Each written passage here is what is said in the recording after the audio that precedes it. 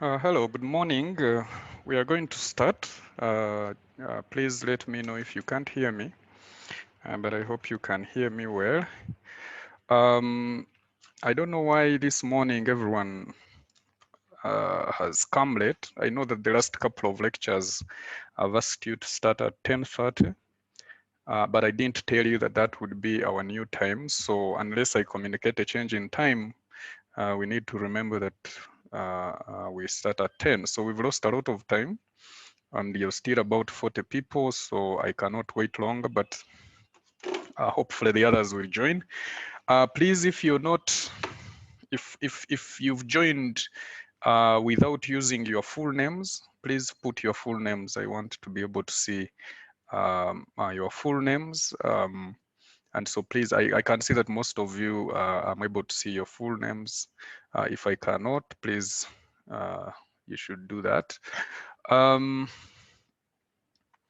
So today we are going to complete our look at interfacing the world with the analog world with the digital world. And so we are going to look at analog to digital conversion. We say that there are several methods you can use to convert things from analog to digital. And some of these do not, we saw the one we saw, which was the digital ramp, actually uses a DAC, a DAC, a digital to analog converter within the operation of the analog to digital conversion. However, we are going to look at another method. We saw that it was simple, it uses a counter, but we saw that a major issue with it, with a digital ramp, is that it takes long to convert, and especially if the voltage that you, or the input, analog input that you're converting is very high, close to the full scale, the digital ramp always starts from zero. It clears everything at the start and then sequentially shifts or jumps through different steps until it reaches it. Now we want to look at a method called successive approximation, ADC, which is a little different in two ways. In the first case, it uses a much shorter time. And in fact, no matter how big or small the input voltage is, it will always use the same amount of time, which is very small compared to a digital ramp. We also saw in the digital ramp that as we convert, we usually add a voltage, a small threshold at the top, meaning that your approximation is always a little bigger than the actual value. So if you, I think you remember that, because we say that in digital ramp, we say that VAX should be greater than VA plus VT, where VA is actually your digital input. We are going to find today that in the successive approximation ADC, actually the approximation we take is the one just below VA, not above VA. Anyway, the circuit is almost the same. We have a control logic as we had in the digital ramp. We have a control register. This is where in the digital ramp we had a counter. In this case, we have a register. We know that they are almost the same. They are both made of flip-flops, for instance. But in a counter, you count through steps and it is sequential. It is synchronous in the sense that it needs clocks. In a register, it is different because you can change the values or the bits within the register in any shape or form or in any way you want. You don't have to go from step to step in the sense of counting. And then whatever is in the register is shifted into the digital to analog converter, which converts it into an analog VAX, and that VAX comes to VA. And so here we know that if VAX is greater than VA, then this comparator, which is like our end of conversion before, we know that comparator or comp will be 1. If VAX is less than VA, comp will be, am I, now this will be 0, and this will be 1. So if VAX is less than VA, the output of this comparator or this comparator will be, please remove your videos. Okay, we don't need to see you. Okay, Ivan, you need to remove your video, and you also need to write your name in full. Okay, so this control logic circuit is the one that changes the values within the register, and you give it a start command, and then when we end conversion, we will see an end of conversion command. This end of conversion command, which changes to whatever level, is the one that goes to a computer, for instance, to tell it that the conversion is over, and you can pick that information from the register. Because when the conversion is over, the information will be in the register that is equivalent to that analog signal, and that can be picked up and stored in some place. Now,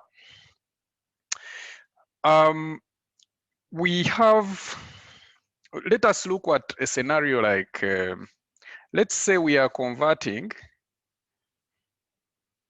Let's say we have, let me just create a new slide, because I think this one, we just need to go straight to it.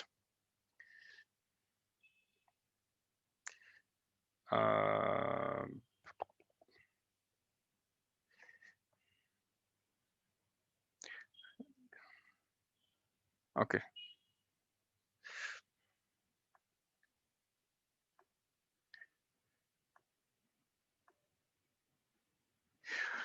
So let us look at a scenario like, we are converting VA of, say, 12 volts. We have a 4-bit analog to digital converter with a resolution of 1 volt. So we know, for instance, that if we have a 4-bit DAC, we can say DC BA, DC BA 4-bit resolution of 1 volt. It means that it can easily convert this, because its full scale is clearly 15 volts. So for sure, we can convert 12 volts. Now, before, with the digital ramp, would start at 0 and shift or jump through until we reach 12, and then slightly, when we go above it, we would then say that is our end of conversion. In the successive approximation method, instead of going through all these steps, 0, 0, 0, 1, and so on, all the way to 1 until we finish, we say that DC, BA, we know the weights of these. We know the weight of D is 8, the weight of C is 4, the weight of B is 2, and the weight of A is 1.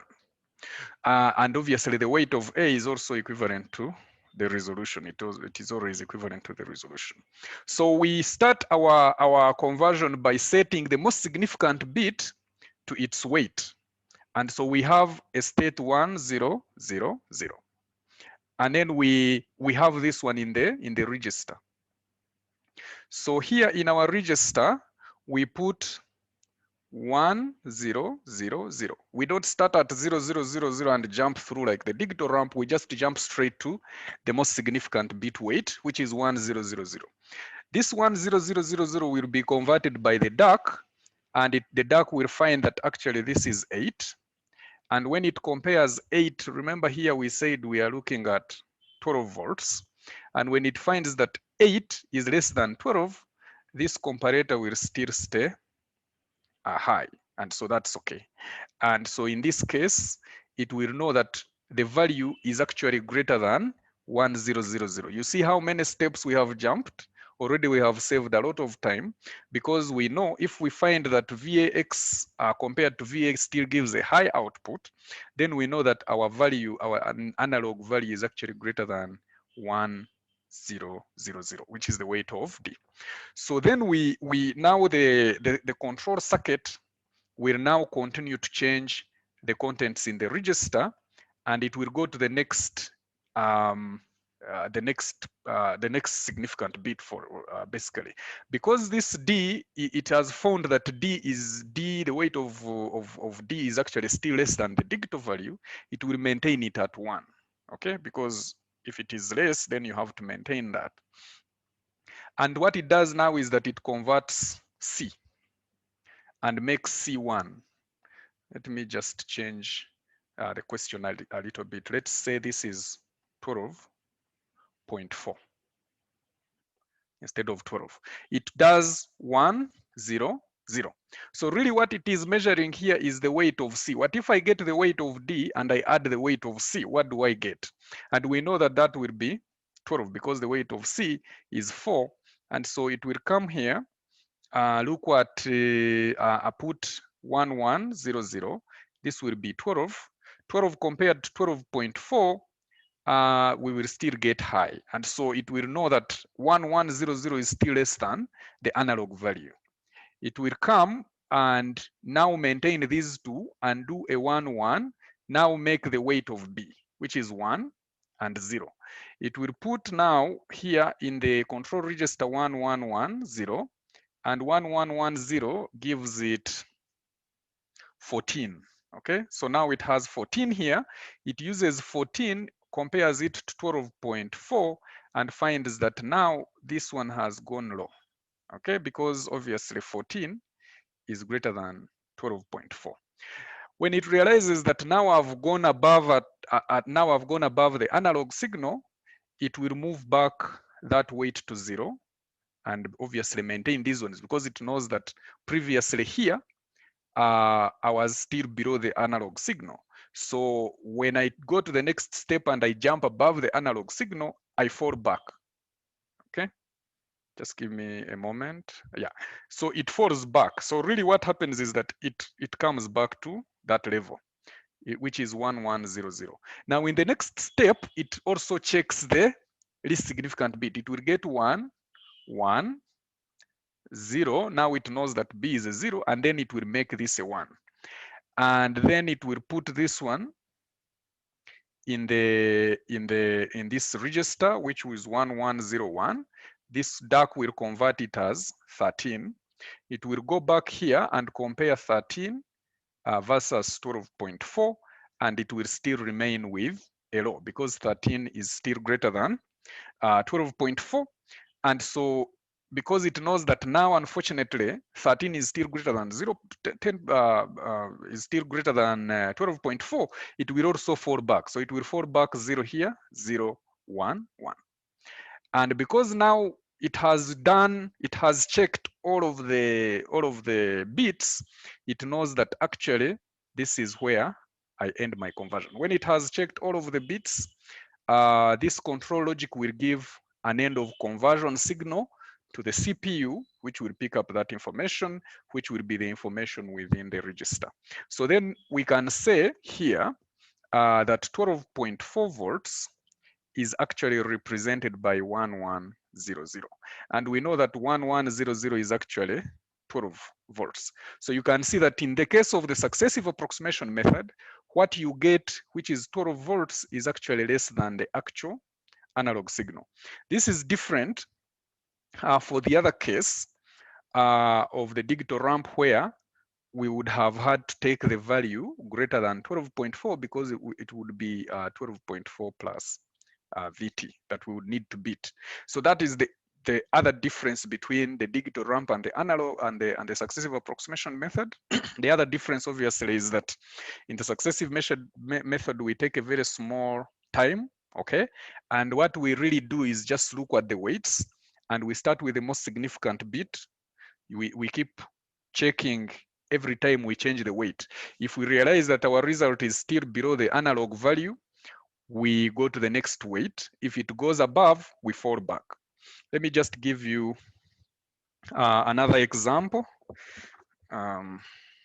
Just one more example.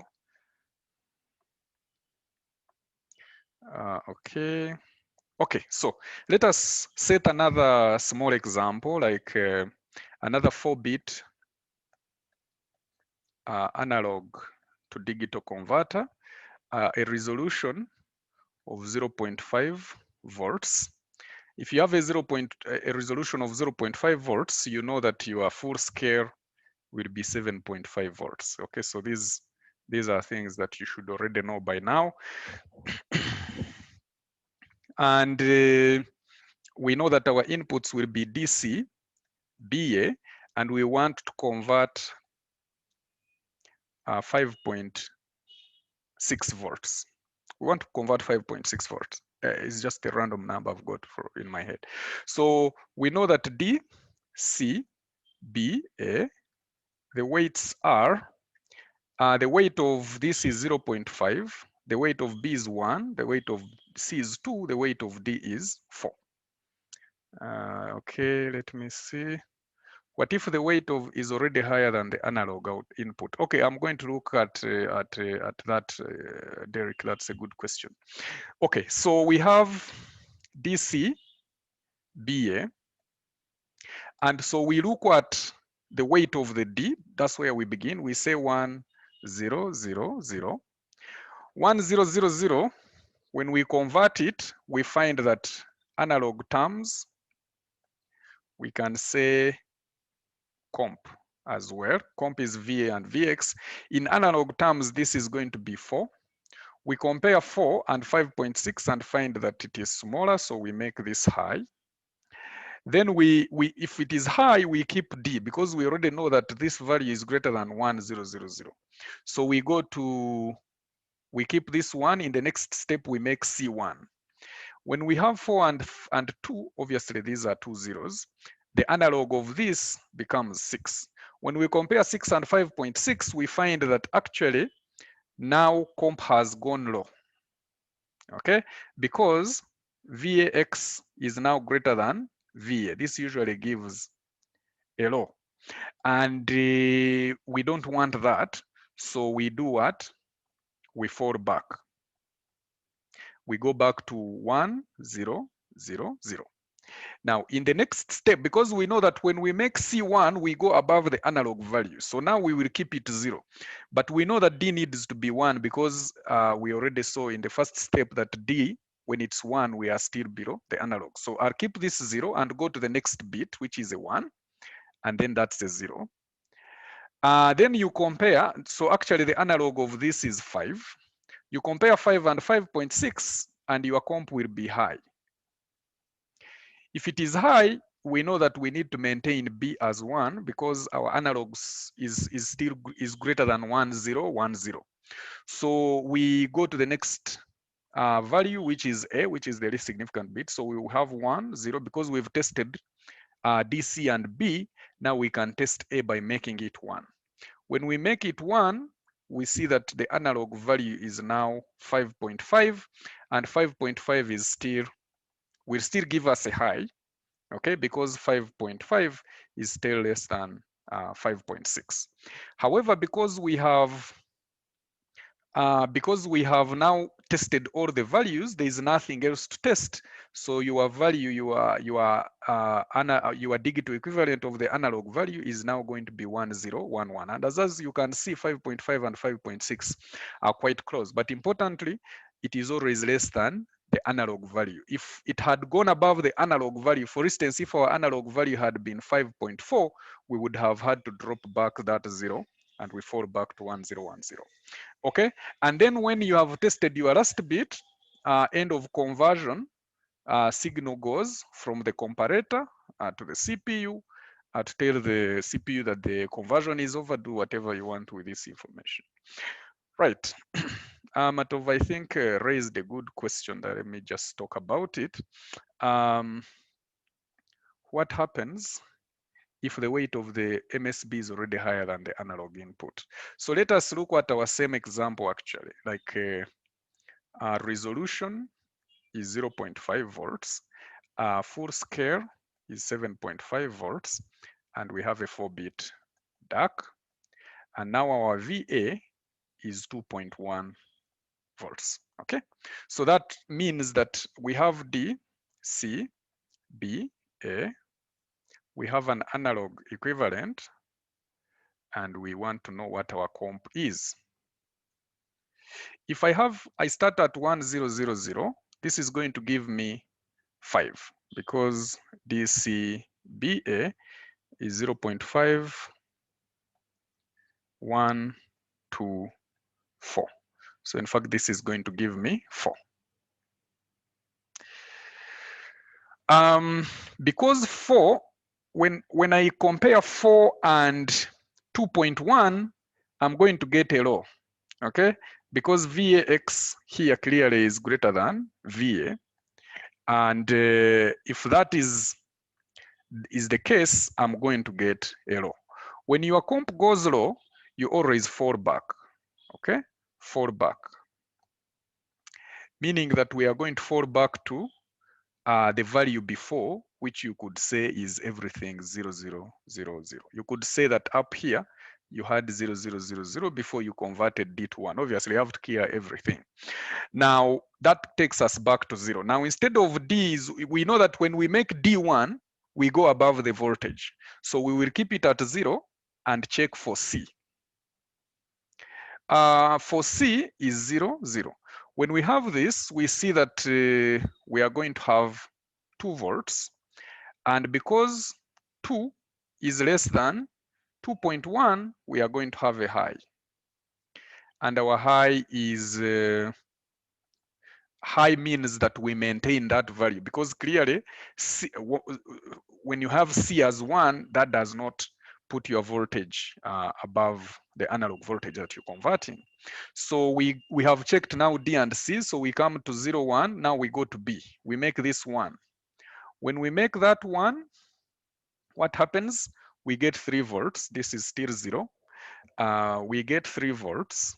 And when we get 3 volts, we realize that actually 3 is greater than 2.1. So we make this would give us a law. But if we have a law, we need to fall back because 3 is clearly greater than 2.1. So you cannot have that.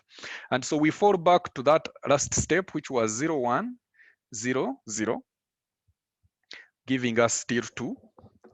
And then now we have checked D, C, and B. Now we need to check A. We have 0, 1, 0. Now we make A1. When we make A1, we get 2.5 volts. 2.5 volts will give us a law because you see 2.5 is clearly greater than 2.1 when we compare in the comparator. So it will give us a law, and so we need to fall back. And so we end up with back that step, which is 0, 1, 0, 0. And actually, in these terms, this is going to be, as we have seen, this is going to be 2 volts. And we can see that 2 volts is quite close to 2.1 volts, but it is just slightly below that. So you can see that you need to check every number, every bit, and where necessary, you need to fall back so that you don't go above the voltage that you are converting. Yes, we are going to Chivumbi. Yes, we are going to, usually there is a graph that you draw that shows that, but I wanted to first do it in terms of the truth tables for you to understand. Now let us look at the graph. Here we are converting 10.4. Okay, and we have a 4-bit register, and here we have a 4-bit DAC. You can see that we have some control signal. Control signal, this comes from control logic. Comparator goes into control logic. Here we have start, signal, and end of conversion. And this control logic could be within the CPU, of course. So we can do the same, D, C, B, A. And we do our analog equivalent. Because we have a step size of this, it means D weight is 4, D weight is 8, C weight is 4, B weight is 2, and A weight is 1, and the weight of A should always be equal to the resolution of the step size. So let us start. We have a 1. Obviously, this is the starting position. This is the one we saw before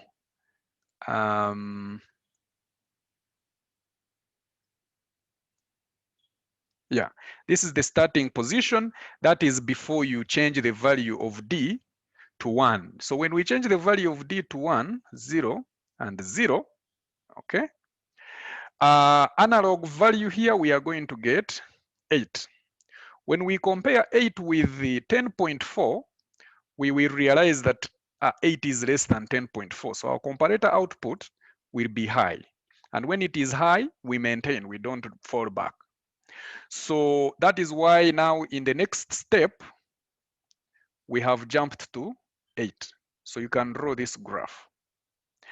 Now, we go to 1, 1, 0, 0. When we do this, it means we are adding the weight of C and the weight of B, which goes to 12.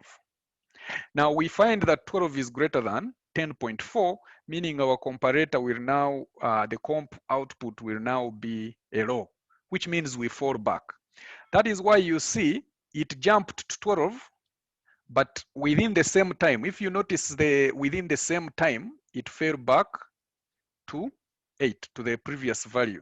So this time is equivalent to that time. So within that same time period, you go up and you fall back if it is necessary to fall back.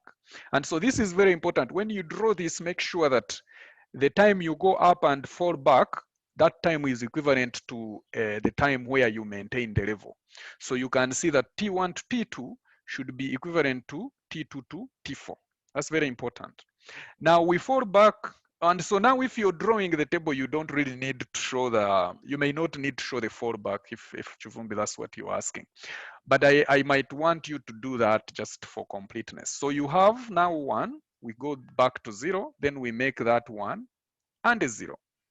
And when we do that, it means we are adding the weight of D and the weight of B, which is 10. When we do that, we find that that takes us to 10, okay? And because 10 is less than 10.4, we are going to maintain that level for the whole time, T4 to T5. Then we know, okay, so since we are maintaining and our comp is high, we go to the next bit, which is 1, 0, 1, 1. Now we are adding 8 and 2 and 1, so that takes us to 11. 11 is greater than 10.4, meaning that we need to fall back. And so you can see that you go to 11 and then fall back to 10 within the same time. You could say that the actual time would be up to T7. So you maintain that level. You go up, you fall back, which is 1, 0, 1, 0, which is 10. And because we have finished our conversion here, obviously we stay at that level until we start afresh. So so you can see that this one, if it is a 4-bit DAC, it is done in 4 time slots or 4 clock times. If it is a 5-bit DAC, it will be done in 5 clock times. So you can see, for instance, here, every time we've been dealing, if you look at this is 1 clock time, this is another clock time, this is another clock time, and this is another clock time. Actually, you could call this 0 because we haven't started. This is 1, 2, 3, and 4 clock times. It means that for this successive approximation, ADC, the time is equal to time of conversion, if you could call it TC, is equal to N, the number of bits, times T clock. Okay, as simple as that. So, any questions on this?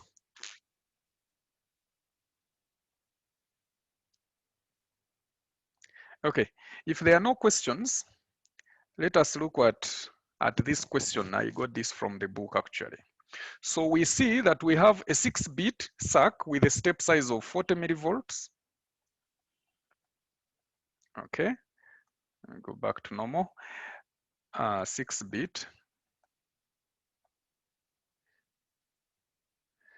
On the time point, I'll just use this to describe the time point again.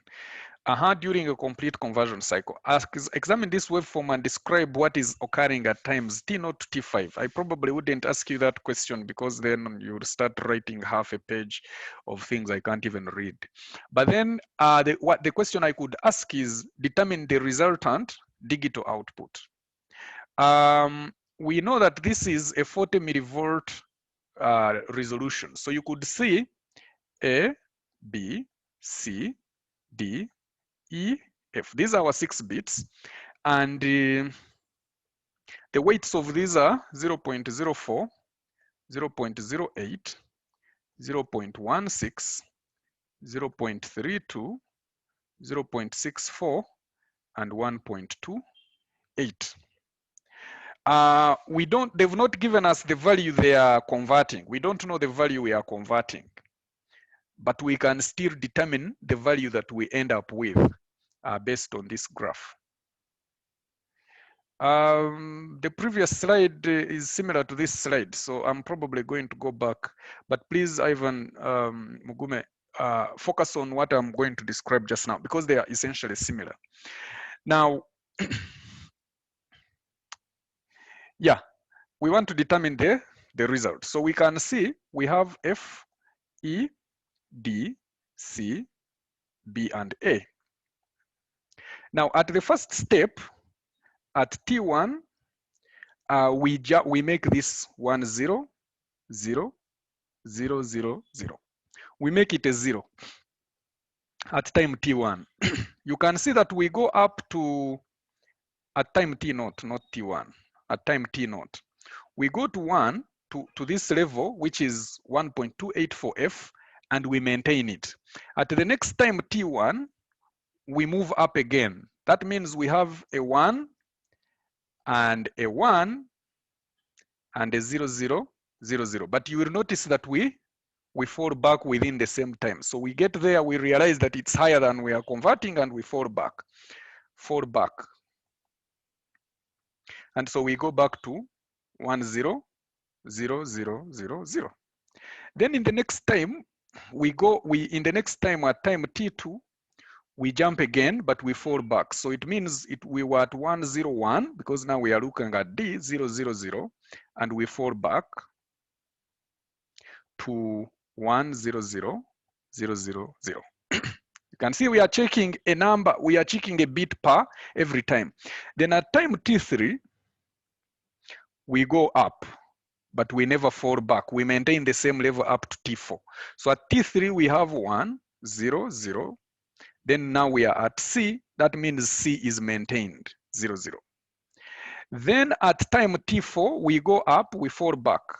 At time T4, we go up, so that means 1, 0, 0, 1. That means for B, we went up, but we fall back to what I can call, that's T4, to 1, 0, 0, 1, 0, 0. Now we are going to look at TA. When we look at time T5, we go up and never come back. So we can say that T5 is equal to 1, 0, 0, 1, 0, 1. Because 1 stays at, the last one, the bit A stays there. So determine the resultant digital output. So therefore the resultant digital output would be 1, 0, 0, 1, 0, 1. Okay? And if I told you the analog output, obviously then you convert this into analog, but remember the resolution is 40 millivolts. And for Ivan, for Mugume Ivan, I think it is exactly what we have just seen here. This last slide, we are looking at the most significant bit first, then we go all the way to the least significant bit. We see that the most significant bit takes us to a level that we maintain. That means that one should stay. Then when we go to the C, we go up and realize that we've gone above the analog value, so we fall back. That means it should become a 0. Then for the next one, we go up and maintain it because it is still below the analog. That means we have a 1 and that one is maintained. And then finally, we go up and for the least significant bit, we go up and realize we've gone above the voltage and we fall back, which means we made this a 1 but fell back to a 0. So we ended up saying that 10.4 volts, we can convert that into 1010, which is obviously 10 volts, which is quite close to. Okay. Any more questions? So this is the successive approximation method. And I have a couple of questions for us to just look at in class. The time point, what do you mean, Ian? Oh, we are going to, let us look at some examples. Let us look at an example, actually. We know that for the digital ramp, the time of conversion is equal to, the conversion is 2 to the power n minus 1 times the clock time. Now you see here, we have 6 bits. What are the times? This is time dimension 1. This is time dimension 2. This is time dimension 3. This is time dimension 4. This is time dimension 5. And for the last bit, this is time dimension 6. Before here, we saw that we had, you don't count this because we are still at 0. We convert the first value 1, go to the next bit 2, go to the third bit 3, go to the fourth bit 4. So it looks like we need the same number of clock times as the number of bits within that analog to digital converter. And so for the successive analog, successive approximation ADC, the time conversion is equal to n times clock time. If you see the clock time here, I think that is 1 over 500k, which is 2 microseconds, I think. So if you are converting a 10-bit digital ADC, the maximum conversion times, in this case, for the digital ramp, because we have 10-bit ADC, it means we need 1023, which is 2 to the power n minus 1 times 2 microseconds, which is 2046 microseconds. Whereas for this one, it would be 10-bit, 10 times 2 microseconds, which is 20 microseconds. You can see that this is so much faster, over 100 times faster. Nekesa Rachel, how am I getting the weights? I taught this. I don't know if you didn't attend, but I taught this. As you noticed, I'm just going to be kind enough and repeat for you because we are here to learn. But please, if you missed the lectures, you need to go back and look through those videos because I'm sure everyone here, everyone else understands what weights are. So the weight of D is the equivalent, so we have DCBA. It is the digital equivalent of 1, 0, when everything else is 0 except D. The weight of C is when everything is 0 except C. The weight of B is when everything is 0 except B, and the weight of A is when everything is 0 except A.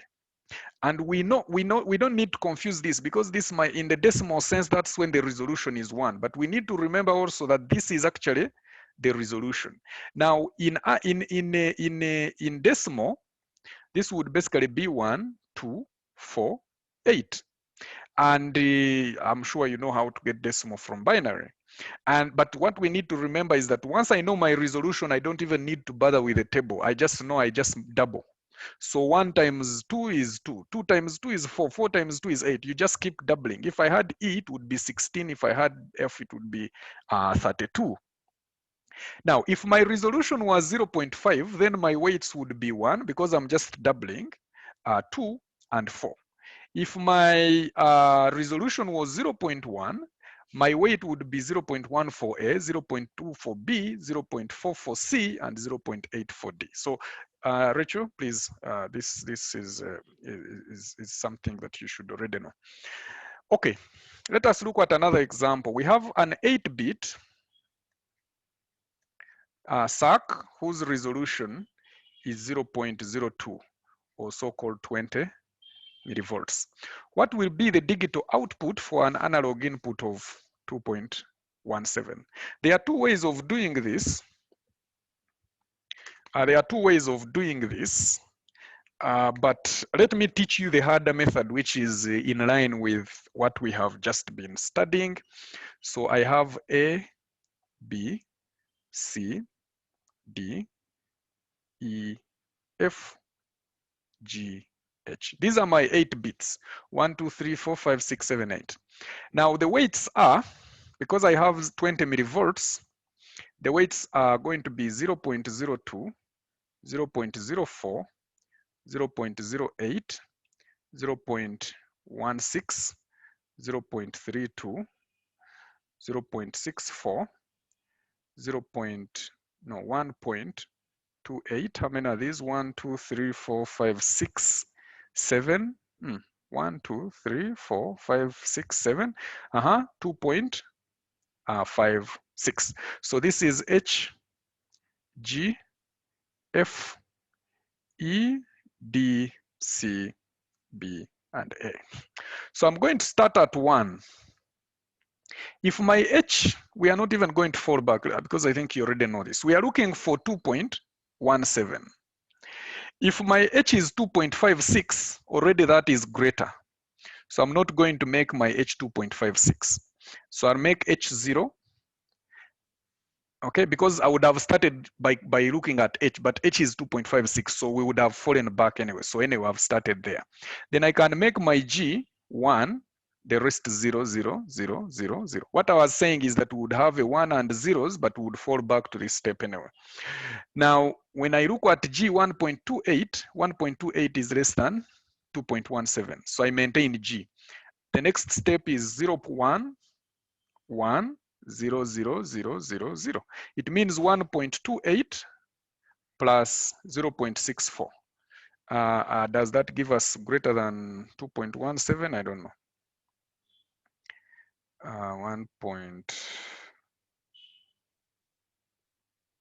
That gives us 1.92, which is less, so we maintain. We go to 0, 1, 1. Now we make E1 0, 0, 0, 0. If we make E1, it will surely go above 0.32. It would make it 2.24. So we need to fall back there. That's why I've fallen back. I don't want to write a new step. Then we go to 0, 1, 1. Now we know that's a 0. So we make D1 0, 0, 0. If we make D1, it means we are adding 1.92 plus 0.16. We go to 2.08. And so we maintain D as 1. Then we have 0, 1, 1, 0, 1. We make C1 0, 0. That means we are adding to this one the weight of C, which is 0.08, which gives us 2.16. So we maintain that because that is still less than 1.6. So we have now 0, 1, 1, 0, 1, 1. We make B1 and a 0. If we make B1 and a 0, we can see that if we have 2.16 and we add that and that individually, it will go above 2.17. So in fact, we know that we are going to end up with that. Okay, let me see. No, Marvin, you do not skip. I'm just skipping here because we are in class. But when you are doing in an exam, you cannot skip. Make sure your truth table is complete because it is necessary that I see all the information. Okay.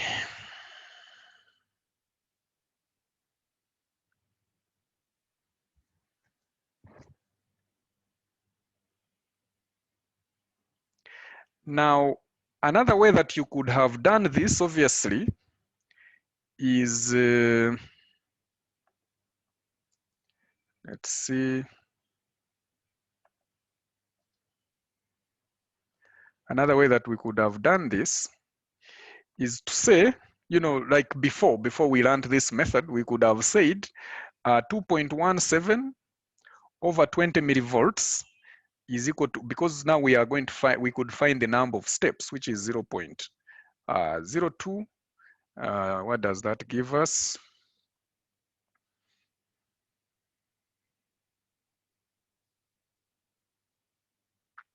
It gives us 108.5 steps. So I know I can't have one, so I can have 108 or 109.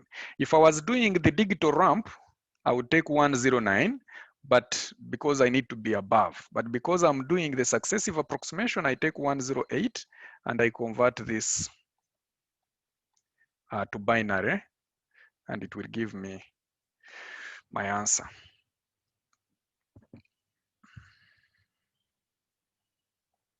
But honestly, if I've asked for, in this case, if I've asked for a successive approximation, I've been specific that I think it is better to use this method because the other method really corresponds to a digital ramp.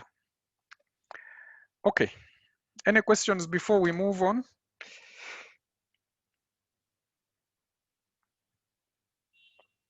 Okay, thank you. So we have what we call a flash ADC. Okay, this is a flash ADC. It works very fast. For it, its working is almost instant. It's not like there are clocks. As you can see, there are no clocks here. We have a priority encoder. I hope that I'm going to be able to explain this to you to understand it very well. We have a priority encoder. Okay, I hope you remember this, how it works. We have a number of resistors here. These are really voltage dividers. You have your voltage up here. You have your 10 volts here. It can be any voltage, it doesn't matter. You have 3, 2, and so on. And so the voltage division here, for instance, if you're looking at this, you have a set of comparators. In fact, this is an 8-bit flash ADC. Okay, you have, and you're going to have 7. If you have 8-bit, you have 7 comparators. If you have 4-bit, you have 3 comparators, and so on. So that needs, I'm going to explain that, how it works. Anyway, so you get these values and you enter them into the positive terminal of the comparator, and your analog signal goes into all of these comparators on the negative terminal. We need to remember once again that if VAX is greater than VA, we have a high out of the comp, high comp. Otherwise, if VAX is less than VA, we are going to have, wait, I think it is, I think I've done the exact opposite actually.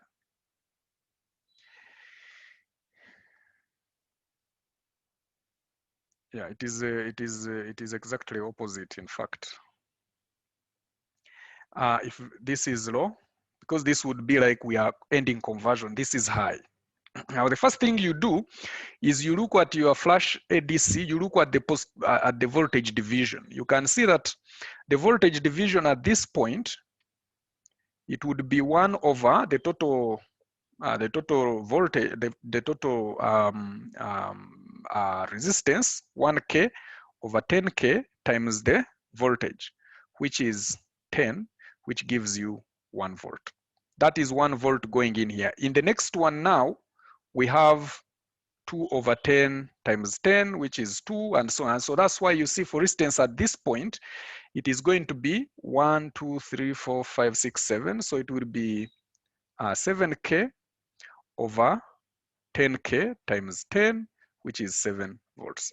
So now you see that these voltages, each of these comparators has an input voltage that represents, by the way, this is what we are looking now at as VAX. These are the different VAX values, VAX, and then you have your VA going into each of these terminals.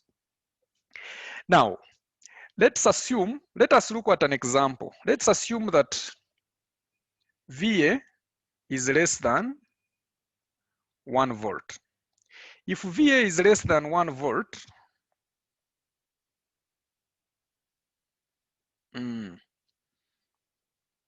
yeah, if VAX is less than VA, we have a high, otherwise we have a low. Okay, so if VA is less than 1 volt, which is this case, it means that our outputs will be high. That means it will be high here because we are comparing something less than 1, we are comparing something less than 2, we are comparing something less than 3, something less than 4, and so on. And so for this scenario, all our output comparators here will be 1. You can see everything in the first line is 1. And how does when everything is 1 in a priority encoder, that gives you the 000 state. So that's why we don't have a comparator testing the 000 state, because as long as the upper 7 are both high, it means the value is below those 7 ones, which corresponds to 000. Let us look at an example. What if VA is between 1 and 2? If it is between, let's say maybe 1.5 volts. If it is between 1.5 volts, here we have, at this point we have 2, at this point we have 1. If it is above 1, in this case 1.5, C1 will be high. No, C1 will be low. Sorry about that once again.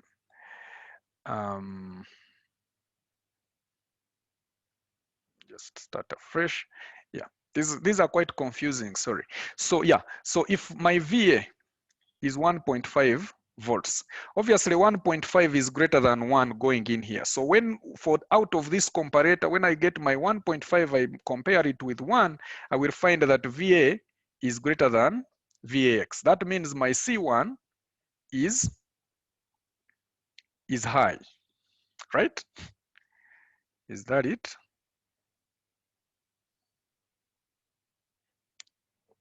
If VAX is greater than VA is low. Yeah, if VAX is less than VA, it is high. Okay, so my C1 will be high. I think we are making a mistake actually. And the mistake is in how we are interpreting the comparison, really. It will be low. Yes, it has to be low.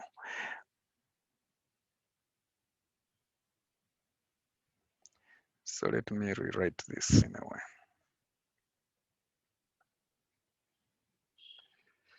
Okay.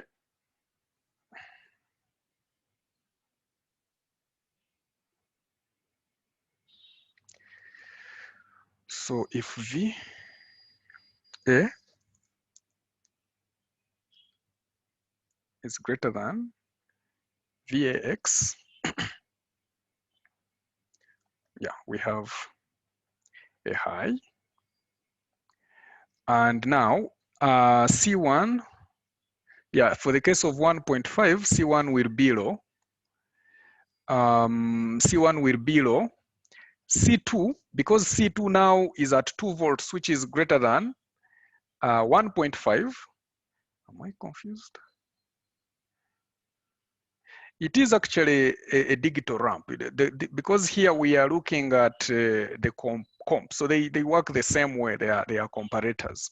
So anyway, what I'm really trying to say, and you can have a closer look at this because I seem to have lost it, is that you can see that as the voltage increases, some of these will be low, some of these will be high, depending on where you are. So at least, for instance, if we are between 1 and 2, C1 will be low, the rest will be high.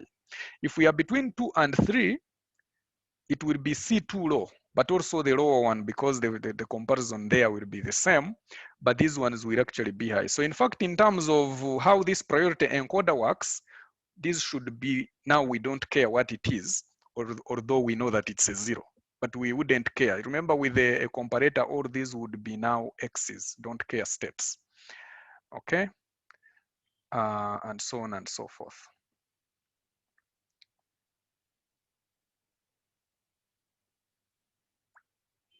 Yeah, so I think this is where probably the confusion is coming from,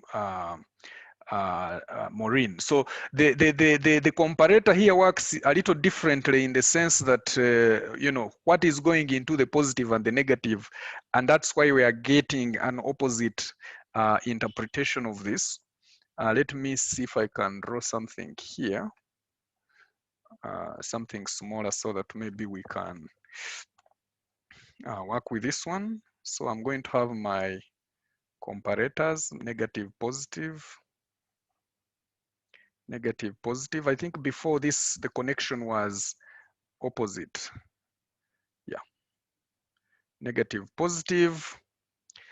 So my VA is connected to the negative terminals, and then I have this one is connecting my VA.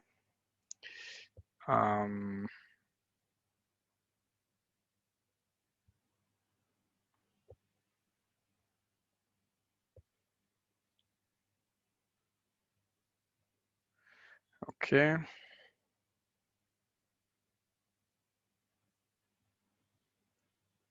This is that. And then we have, let us say, plus 5 volts here. And this is 2 kilo ohms, 1 kilo ohm, 1 kilo ohm, and 1 kilo ohm. Yeah, so I think that's where the confusion is coming in terms of our interpretation, what goes in what terminal, and so the output is a little different. We have our priority encoder here, and because this is a 2, we are getting 4 bits. Out of here, we are going to get 2, which is B and A, LSB here, and MSB there. We can make this active low inputs.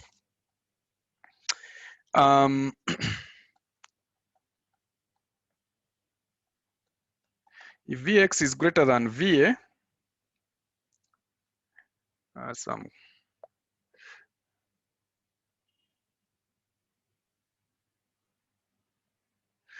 we get a high, right?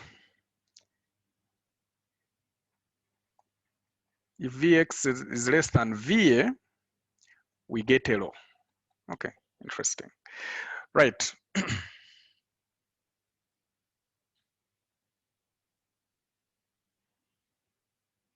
Yes. Okay. So this is the right thing. Okay. So now we see that we have C. We can say C1, C2, C3, and that would be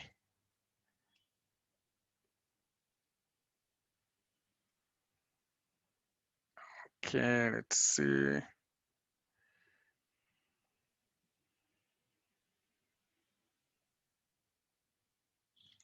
Okay, so you have your C1, C2, C3, and out on the output, you have B and A. And so we can have different scenarios, analog. Now, what is C3, by the way? C3 will be 3 over 5, because it is 3 over 5 times 5, which is 3 volts. C2 will be 2 over 5 times 5, which is 2 volts, and C1 will be 1 over 5 times 5, which is 1 volt. So you have 3 volts, 2 volts, 1 volt. Now, if my analog is below 0, you know, below 1, less than 1 V, all of these are going to be high. You have a 1 and a 1 and a 1. They are going to be high because my VA is less than VAX. VAX here is 1, here it is 2, it is 3. And because it is less, we are going to have a high. And when you have a high going into these active low inputs, you know, a high going into an active low input will give you a 0. So our outputs will be 0. If it is between 1 to 2, C1 will be, because now when the value comes in here, and I think this is also connected to that, this is connected to that, and so on. Between 1 and 2, the input going in here will be greater than 1, so we are going to have a 0 here, but these two will be greater than 1, so will be greater, 1 is 2, 1 is 3. And so when you have this, you have a 0 going into C1, we are going to have 0, 1, because C1 almost looks at the low significant bit. If it is between 2 and 3, we are now going to see a 0 here and a 0 here. But because this is a priority encoder, this you could even just say X. I don't care, but we know it's a 0 anyway. Whereas this is a 1, and you're going to have 1, 0. And if it is above 3, if it is above 3, it means you're going to have a 0 here, a 0 here, and a 0 here. 0, 0, 0. You could say X here, it wouldn't change anything, but that has to be a 0, and you have a 1, 1. So you can see that this flash ADC, because it does everything in the same, simultaneously at the same time, it will give you an output straight away that you want. So you can see that if it is less than 1, its conversion equivalent will be 0, 0. If it's between 1 and 2, it's that, and so on. And you can obviously enhance the resolution of this if you increase the number of bits of the flash ADC. But the problem is, for you to, as we can see, for instance, this thing is an 8-bit flash ADC. If you wanted the 16-bit one, you would need 15 comps and 15 resistors. Okay, so it's 1, 2, 3, 4, 5, 6, 7, 8. Actually, 16 resistors. If you need a 32-bit ADC, you can see that the bigger, the ADC, the more the components that you need. In fact, I don't know. It's not even even an 8-bit. This is actually a 3-bit. If you needed a 4-bit, you would go to this. If you needed a 5-bit, you're looking at 32 resistors and 31 comparators. It is so the bigger you go in terms of the size of the flash ADC, the more the components that you're going to need. And so they are very fast, but they are used in scenarios where you can work with a smaller resolution. Okay, some. What if VA is exactly 2, or it is exact? VA is exactly 2, or it is the analog in. Okay, so what if VA is exactly 3? That is an interesting question. Let me see how I can help you to do it. If VA is exactly 3, so that these two values are equivalent, I think in that case you can choose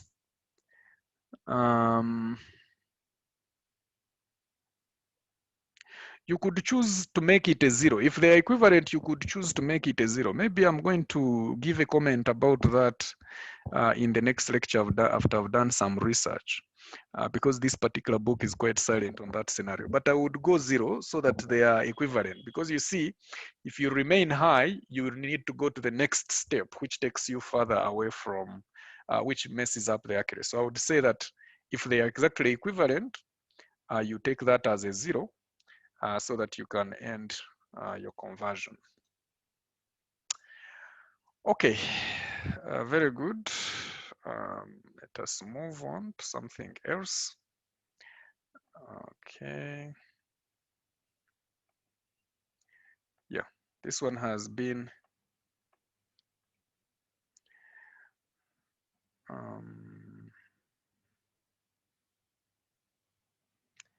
Yeah, you can read about the up-down digital ramp. I'm probably not going to talk a lot about it. So today, I want us to spend, I'm going to take a break of about of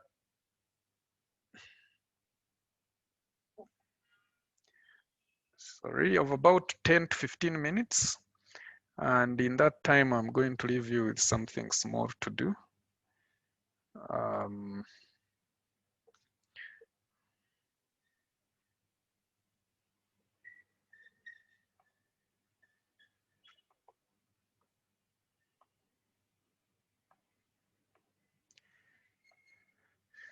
So I have, this is like a quiz, okay? I have my digital ramp. Sorry, I have my flash ADC, and I have a pole, okay? So I'm going to launch the pole, and this is the, can you see both the pole and the screen, the shared screen?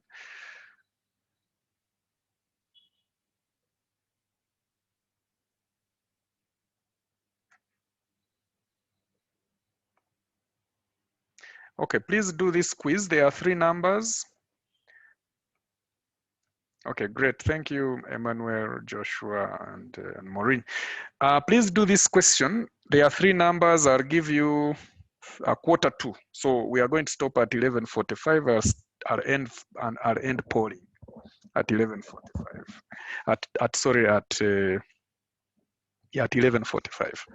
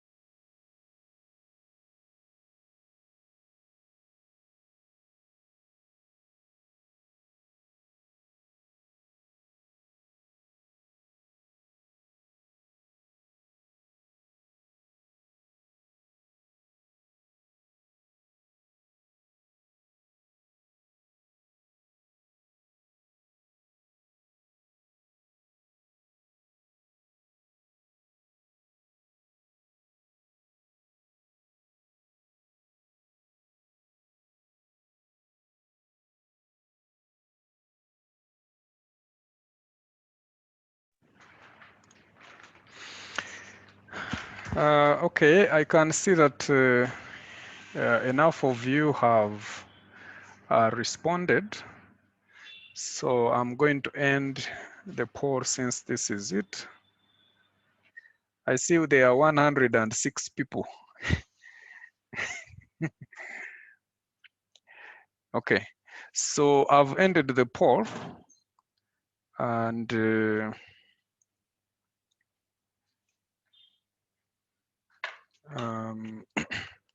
I don't know the answers also, but I can see that some of you have passed it. If you got 0.5 as the resolution, that was the correct answer. I think for the second answer, 111 is the right answer because that the full scale is 3.5 volts, and this is 4.2 volts above the full scale. And then finally, VA equal to 2.8, I think 101, 110.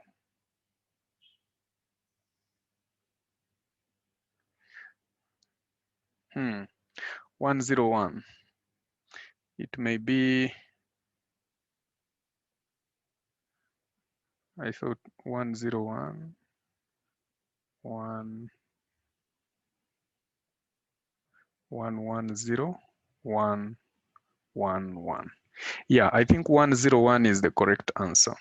So I think some of you are guessing perhaps, I don't know, because I can see 45 people passed the middle question and 61 people passed the last question. I don't know how that works out.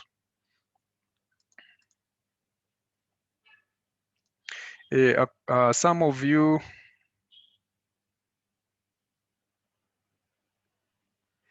those of you who can no longer see the quiz, I've ended the quiz because I saw the numbers of attendees were increasing all of a sudden. So, and anyway, the time had passed. The ones who didn't admit should have been able to, the ones who didn't submit should have been able to submit. Let me just go through it for you since that is the purpose of why we are here and we still have like 10 minutes to finish. So the resolution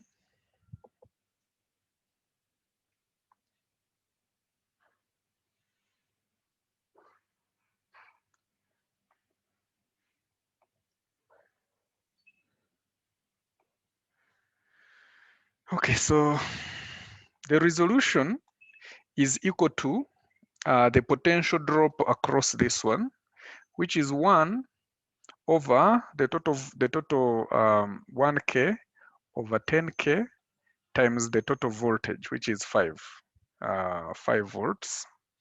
And so you have 0.5 volts. The other question was asking, so that means full scale is really, this full scale is here, 7 over 10 times 5 volts, which is 3.5 volts. So you have 3.5, you have 3, 2.5, 2, 1.5, 1, and 0.5.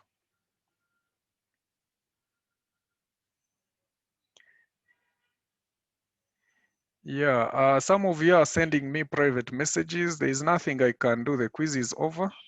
If you didn't submit, too bad. If you had network issues, too bad. If you didn't attend, too bad. What if one used the 3K resistance to find the resolution? You cannot use the 3K because the 3K is up here. The resolution is the potential drop across the lower resistance, which is the 1K. Okay, I think the 3K can be changed to whatever number just to make the math easy, you know, to make the full 10K. But you could even have 1K there, then you would be having something over 8 and so on. It would work, of course.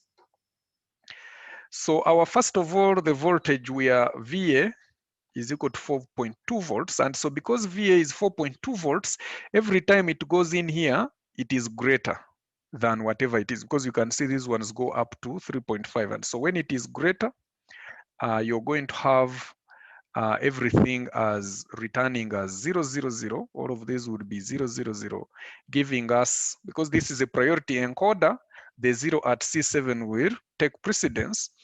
And so that would give us a 111, because everything is greater than that, so you're getting all zeros.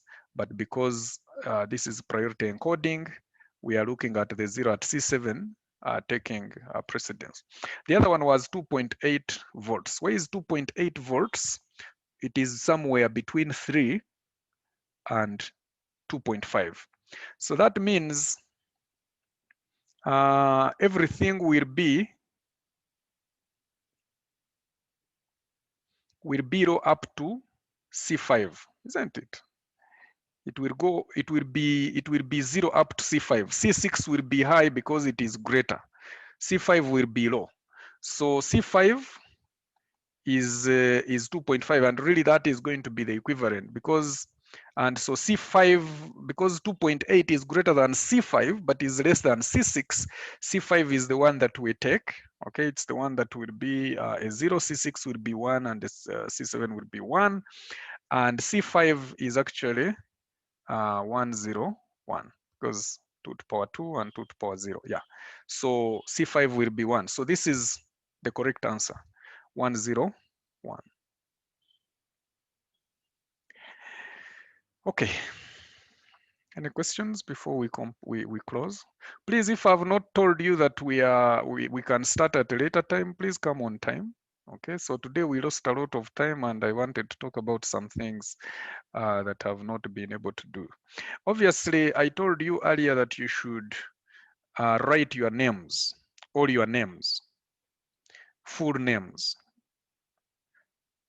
Because now I don't have your registration numbers, so are based on your names. Now, if you used one name, I can't know who you are. If you didn't use any names, I can't know who you are. It doesn't matter if you did the quiz or not. But people who have put both their names and they are very clear, you'll get marks.